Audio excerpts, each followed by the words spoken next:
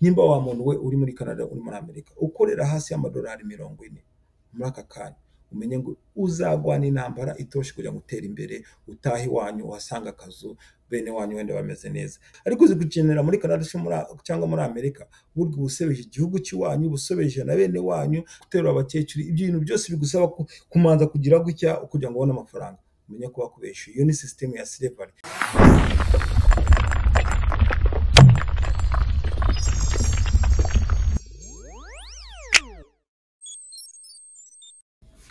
Mwiwe neza ni Safari Agaba the God's favorite nagaruse nanone nko nababwiye abashaka kwiga abashaka ko dushaka amafaranga muri iteguye fata ikaramu fata urupapuro ufite laptop ifatire hafi twige niba ufite laptop udafite internet jya kuri Sonatibe ubaze baraza kubwira inimero ndaza kwishiraho ugene na laptop yawe afite aho wicara fata laptop wige na amafaranga twishyura kigiye noneho by'amafaranga reka tubyihoreye kwinjira muri kilasi no kunyura kuri website yacu saptecanada.com asiguka clickinga join class itangira saa 4 za mu gitondo z'i Kigali kana saa 5 za nijoro z'i Kigali no kuvuga no muri Amerika Canada haro hose mwese maza kwisanga muri aya masaha kwiga naho wakwiga isaha imwe gusa hasigaye birahagije mwereke burero mfite ikipe y'abahungu bagera n'abakobwa bagera muri 10 muri Canada no muri Amerika natangiranye na muri Canada no muri Amerika impamvu nuko bo byakoroha cyane kurushaho kubera ko bafite work permit ariko ko babuza akazi ubwo rero abantu natangiranye nabo turi gushaka akazi abantu 10 mbere kwa August kwa 8 bagomba kuba babonye akazi nico niyemeje niwo musaraba mu nsengero twiyemeje abantu 10 ngomba kubashakira akazi kakaboneka kandi bakazaza hano bakabivuga tukabonye akazi nta muntu uzategeka kuza hano ariko ndabasaba cyane nimuramuka mubonye akazi muzamba bari muze hano mubivuke kuko ndashaka abantu benshi bafite inyumvire nyinshi zitandukanye rero ndashaka ubungubu ibikorwa cyane amagambo nyuma reka tuve mu magambo rero ndori kuri social media ko ari amagambo gusa reka tujye mu kazi rero Teams gusa ndakeka mwese mufite Teams mufite Zoom hari hose wa connecting ngutabizi video ya kabiri iya mbere ngiye kuvuga ni strategy turi gukoresha kugira ngo tubone akazi mu buryo vuba bwihuse abantu benshi baranyandikiye ibibazo ndaza gusubiza ibibazo byinshi nari nahise mu ibibazo 10 narababwiye ntabwo nkunze kuboneka ubundi mu kazi hangani muri Canada ni mu kazi babiro amatelefone aza no mu kanya wabona banelefonye muri interview ebyiri turi gushaka akazi turi gushaka amafaranga kugira ngo tugwanye umudayimoni w'ubukene tuve mu magambo kwirirwa turango dukora ubusa reka dushaka akazi reka dushaka amafaranga nituramuka tubonye amafaranga asige tuzavuga bombi ubwo rero byo tugiye gukora n'iki ngiye gusubiza ibibazo 10 bya mbere nahisemo mu bantu bagiye banyandikira benshi batandukanye muri Canada muri Amerika nimbona kanya basubiza byose ariko muri aka kanya ngiye kuvuga ahanini ku bintu bimwe na bimwe cyambere na mbere ese wabuze icyongereza waba uri muri Canada cyangwa muri Amerika abantu ugomba kuza hano umuntu bibunyorohere hari izindi classes zabo ngabo bari bu joining abatabiza abashaka ku icyongereza kucyongera mu gace computer araburamo gace ariko waba waravuye muri Afrika uzi byibuze ufite ka bachelors cyangwa icyongereza cyawe akimeze neza wewe ngwi n'ibindi nabyo ngubaza ntango ushaka ngo ufite masters byo ni ibipapuro ugasanga nakazi ugasanga ufite masters ariko nakazi ufite ugasanga wavuye ku kazi ukora ahantu ukora neza wageze muri Amerika utangiye kubaga inkoko nkazazi nabaga gutora amagi cukura piscine ukora muri toilette bira byose narabikoze ariko nagiriye ubuntu umuntu aramfasha nyereka inzira nanjye niyo nzira nshaka kubereka rero icyambere na mbere turaza kuvuga kuri resume ni ikintu gikomeye cyane ntabwo kwandika resume hari ibintu bimwe na bimwe ugomba kumenya naho resume yasa gute utashoboye kuyidefendinga ntacyo bimaze icyambere na mbere you have to master your resume ibi byo turaza kwinyuramo ariko mbere yo kumbabwira ibyo byose ndashaka ababona mu kanya turajya ku ni sharing a screen ni muraza kubona mu kanya nda sharing a screen ibyo mvuga byose mbyerekana nimbere ka screen ndashaka kuri website yanjye majya clickinga kuri Engineer Safari Agaba hejuru asige murebe credentials zose mfite ara bamwe bashaka kumenya aho nigiye aho nakoze Microsoft nkora Ontario government nkora Florida government ibyo byose muraza kwibona hariya nigira Ryerson n'ama ID yose hari n'ama nimero arahari abifuza gutelefona bana bakabaza nifuza ko icyangombwa nuko wumva umutima wawe uvuga uti ndizeye ko ushobora kurwanya umudayimoni w'ubukene, ibindi byose ntacyo bivuze, ariko ababikeneye nabyo birahari, n'amanimero ahari baza telefone. Icyo tugiye gukora ni iki rero muri aka kanya? Tugiye guhera ku kintu cyari kimwe. Jewe nitwa Safari Yagaba nk'uko muzi, regard severed. Ubumenyi bwanjye ahanini bwibanze kuri engineering, n'abakoze akazi ka senior infrastructure engineer, systems admin, IT support, customer service, paka ubu ngubu aho ndi AI and cloud infrastructure engineer.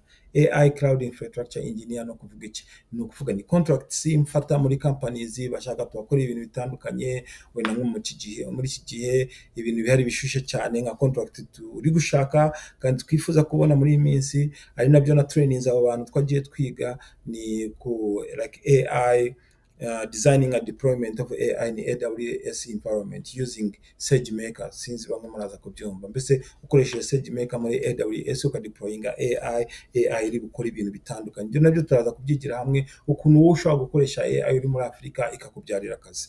Bamwe abakurikiranye video zanjye kuri Safari Yagaba kuri TikTok cyangwa se kuri SCCTV show, muraza kubyandika hasi, muraza kubibona.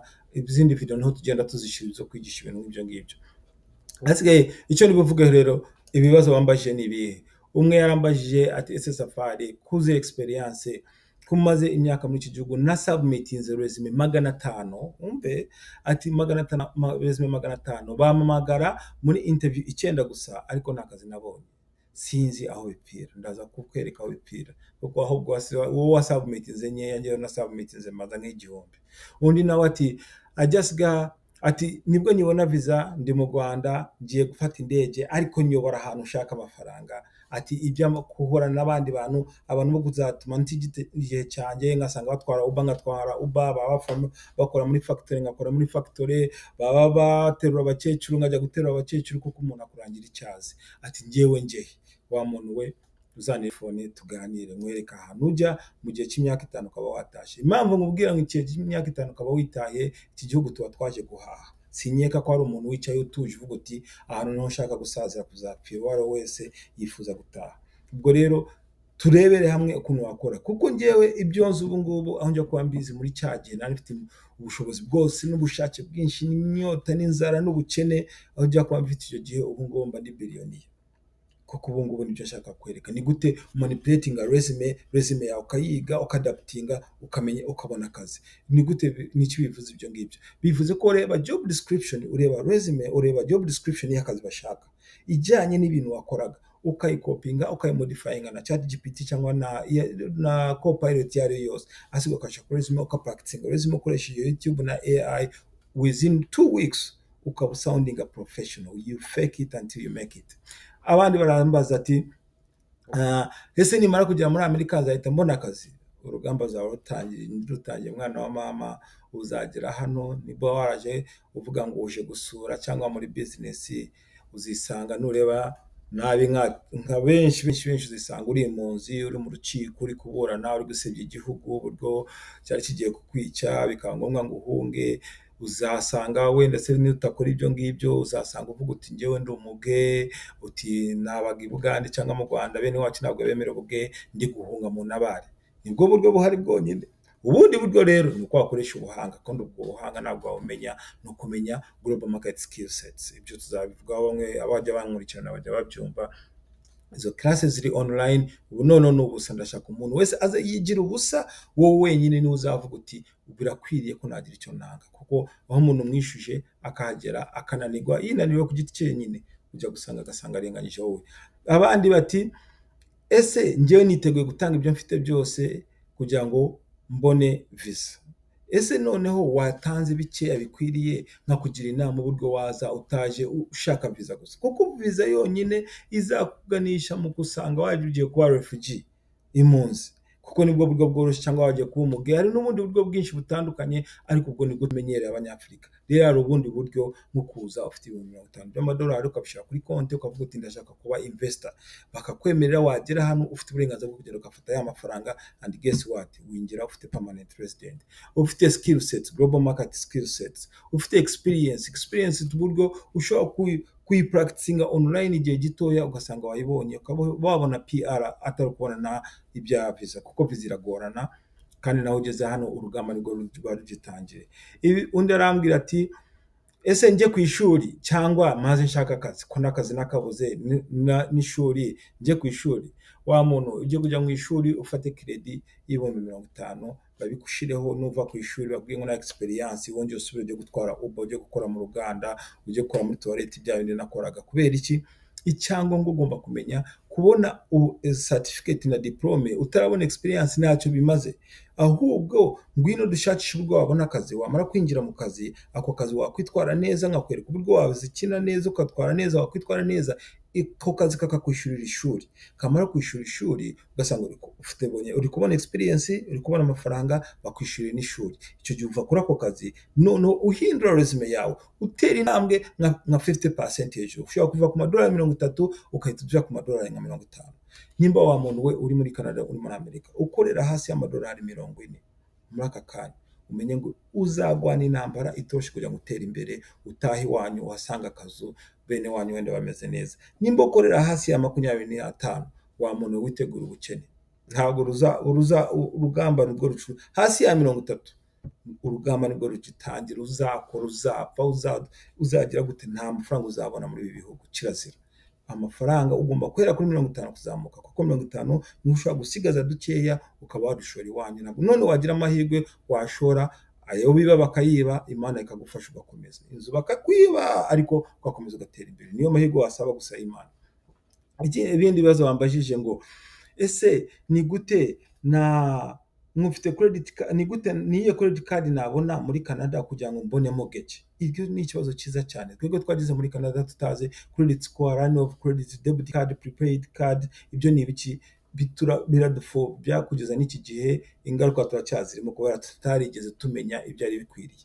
Undi nawe ati ko maze kubona udufaranga ko nshaka gushora muri Afrika, mbigenze ne? Ese nguri inzu hano cyangwa nshore muri Afrika? Shora muri Afrika. Numara gushora muri Afrika, imiryango 2 ahantu heza, umuryango umwe mu Rwanda cyangwa Kampala ni 500. Ufite imiryango 2 n'ibihumbi 3. Ibihumbi 3 byishura mortgage hano uri ku mazi wibyamiye. Ubwo uzaze tubiganireho. Ari kujya muri mortgage ukayishura imyaka 30, ukava muri mortgage bakujyana mu kagari ahakurikira urahaza. Ese ni gute niga global market skill sets? Nibyo nirirwa mvuga, ngwino online ujya kuri website yacu, ndaza kwereka kuri video ikurikira urebe uko winjira. Ese nizi opportunities ziri muri AI, cloud computing, project management, IT support, customer service. Ibyo bintu niba utabifiteho, ibyo bintu nibyo bishobora gutuma ukorera mu rugo, ugakora muri Afrika uri kurya amafaranga y'Iburayi. Rero iby'ubundi buzi bwabo ndi ngo guterura abakecuru, ibyo bintu byose bigusaba kumanza kugira gutya kugira ngo ubone amafaranga. Umenye ko bakubesha. Iyo ni system ya slavery. Ubundi amafaranga ari mu gukoresha ubwenge, ntabwo ari mu gukoresha imbaraga. Ikindi ni iki? Ese ngurugamba rutangirira he? Ko nabonye visa ikaba yarabaye intambara, ahubwo abonye visa utarajya kuri immigration kujya kuvuga ngo waje uhunga igihugu cyangwa waje uri umuke, utaraza mu shift ngo bakukoresha amasaha 12 wikubita hasi wume, utarabona amafaranga wayashora iwanyu yose bakayiba, urugamba ruracyatangira. Ariko uramutse ugize amahirwe, wagira amahirwe umuntu abyibuze akakugira inama nyeya, kuko iyo nama hojya kwigira umunsi mba biliyoniya. Ibyo nuze byose ni duke nasigaje ku byo naragombaga kuba mfite, byose byashize kubera narize. Ushaka gukora amafaranga ariko utazi kwajira ntacyo bimaze. Hari n'ibindi bibazo byinshi cyane, ibindi biraza kuza muri video ikurikirana, ibibazo abantu bambaza kanifuza kubigisha no kugira ngo tumenye tuve mu bujiji. Icyo kizajya tsingaro hano, ntabwo ndi gushaka subscribers, nshaka bankurikira, ndashaka bakeya bashaka kwiteza imbere. Naho twaba 5, 10, nko mufite 10 kandi abantu 10 nizeye mudusengere tubona akazi. Kwa munani ndashaka abantu 10 tuzaze tuvuga Imana yadufashije, tuyivuga imbaraga zayo, tuyivuga uburyo yadufashije abantu 10 bari muri Canada, ariko uzi gukenera muri Canada cyangwa muri Amerika, uburyo busebeje igihugu cy'iwanyu, busobeje na bene wanyu, abandi baterera imbere iwabo, wagera Iburayi ugakena. Amakosa nayawe, barakwishuye minerivare, amakosa wenda bari umuvumo gukena kwirukanga, ariko ndakeka nta muntu ugira ubuvumo gukine, ahubwo agira abajyanama babi, akagira inzira agenderamo zitaganisha ahari ubushobozi, ahubwo ugasanga warayobye, aho wayobye ugakomeza wataka, uzare na GPS arya utakara nayo igakomeza ikakuyobya, nibwo buyobe. Gushaka amafaranga cyane ntabwo ariko kuyabona, ahubwo kugira ubwenge no kumenya gukoresha dukeya twawe niko gutera imbere.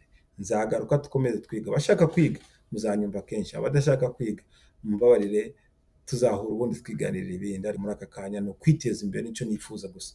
Iri somo ry'ubusa, nta muntu n'umwe wishyura, na Class Sonatube Kampala n'ubusa. Niyemeje gufasha abantu kugira ngo bave muri rwa rujijo nari ndimo, kuko Imana yarunkuyemo kandi nifuza kurukuramo abandi. Kuba uri muri Canada uri umukene, urutwa n'umuntu uri muri Afurika, birasebeje kandi ndabizi ntabwo ari wowe, aho bipfira ndabizi, system yaragufashe kandi ntabwo yoroshye. Ngwino tuyigwanyire. Along with my 10 guys, we are trying to get contracts in Canada and USA, and we have an interview in a few minutes from now. As you can see, I have my screens ready, I have my headset ready, I have my command lines ready. So basically I'm ready for the interview, and I have my resume as well. So you always have to make sure you have your resume, you have your resume is ready, your application you might need to use, because sometimes they might say run this command to show us something. Then you have to be ready to run the command. Make sure you're dressed up. Make sure you have a paper and pen, because that is going to be helpful. You need to show that you are very concentrated and you are noting down all the details that you need to note. Make sure you have the questions you are going to ask. So it should be starting in a few minutes. Stay on. Hope I'm going to be covering the whole thing, but you see how we start, how I introduce myself, how I talk about this is going to be Cloud Solutions Architect in your Windows and Azure, so Windows and AWS environment for on-cloud and on-prem environments, which is hybrid. So I'm going to be interviewing. Here she comes. Let's start. To help them with designing and supporting the implementation of a Microsoft Identity Management infrastructure that would be in collaboration with Azure. Okay. So, first off, where are you currently located? I'm in Michigan, Detroit right now. Okay. Yeah. How long have you been there? It's been, I'm always in and out. Sometimes I'm in New York, sometimes I'm in Detroit, sometimes I'm in Canada. So it's been around 15 years now. Okay, great. Do you own a house in Michigan? Yeah, I do. Okay. Yeah. And this is going to require you to work on site 3 days a week. Yes. In Hartford, Connecticut. Yes. So how would you manage that? I'll figure out I need this, and I think in most cases when you present your best skills and you show the management that you can actually be even more out a couple more days, it's possible. But I'll figure. I have families in Connecticut, so I think I'll figure out, and I've been thinking of moving to where I find a good job, and this tends to be one of the best that I've been looking for. And it's not a bad location. I've been Googling about it, I like it, and this will be a great opportunity for me. Just so you know, because I don't want there to be any misconceptions, the most they have ever done is after someone has worked for them for a while, they have gone from working on site 3 days a week down to 2 days a week. Yeah. However, they have never dropped below 2 days a week, not even during COVID. Yeah. So that is absolutely non-negotiable. Yeah. So it's not the scenario where you'll be there and you'll prove yourself, and then eventually in time they'll say, okay, you could be remote. That's not going to happen. They would just replace you with a different consultant. The fact that I'm planning to relocate there, so I don't think that would be a challenge at all. Okay. Yeah. And is it just you relocating, or yourself and a family? It will be me at the moment. Then I'll see how it goes in the future. Then, you can't just break everything at one time. Right. Yeah. Okay.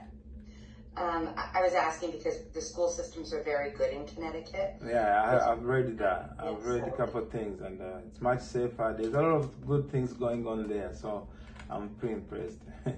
Okay, great. Sounds good. And are you currently on a project? Or are you currently available? I just finished the project on my last Friday. I was doing the migration from on-prem to the cloud, and everything seemed to have went so perfect, and I'm now on the market for the next project. Great. And who is the end client? So the end client, this is the way they work basically. This is a company gets the contracts and then run the contract within themselves. In this case was Dynama. Dynama is in Florida. So basically we did the migration of Exchange servers they had on-prem. We did the implementation of on-cloud with Azure and AWS and application migrations. Also decommissioning the existing infrastructure and servers. So it was a big job. So it just recently ended. Okay, great. And it was with Danaher, you said? Yes. Okay. So I see that from 2018 to 2021, you were also with Danaher. Yeah. So it was the same client? It was some client, but in the background, it could be a different client. So they get a contract, then they pass it over to other. So let's say they may have a contract with another big organization, then they bring you on board because they prefer using existing engineers they have used in the past. So they keep in a record and you can stick around. Whenever there's a contract, they call you. Now, were you full-time? I'm sorry, what is your work authorization status? I'm a citizen. You're a citizen, Yeah. Okay, great. So were you full-time at Danaher when you were there? Initially, when I started for the first 2 years, it was a full-time. Then there was a layoff for some reasons, but then they called me back, and ever since we've been a contract. Okay, so they laid you off from full-time, but then they brought you back in a month later to start as a contractor. Exactly, yes. Okay. And with doing that from 2022, so over the last 3.5 years, have you worked with any other clients besides Danaher? So in the background, yes, a bunch of them. I've worked with Shaw Communications. That was their company in the background. I've worked with Ontario Shared Services. I think they had a contract. So they always have different subcontractors in the background. Okay. Yeah, so you touch a lot of different companies basically. Okay, I see. Who was your primary client during that 3-year time frame? The primary client in Danaher was Danaher itself because they already have the environment and everything. Then when they don't want to lose the engineers, they insert them in different projects. Yep, I understand. All right. How many years of experience do you have with Microsoft Exchange? I started with Microsoft Exchange all the way from 10. So that gives it how many years? 10 years more. And I've done the migrations from scratch, like going even... What do you mean you started from 10? 2010? I mean like 2010 Exchange server. The server, okay. Yeah. So that is 15 years of experience. Yeah, exactly. I see. How do you ensure that email security is maintained within Exchange?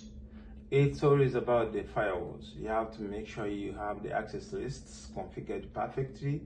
You know you can detect and also blacklist or whitelist whatever the traffic is coming through.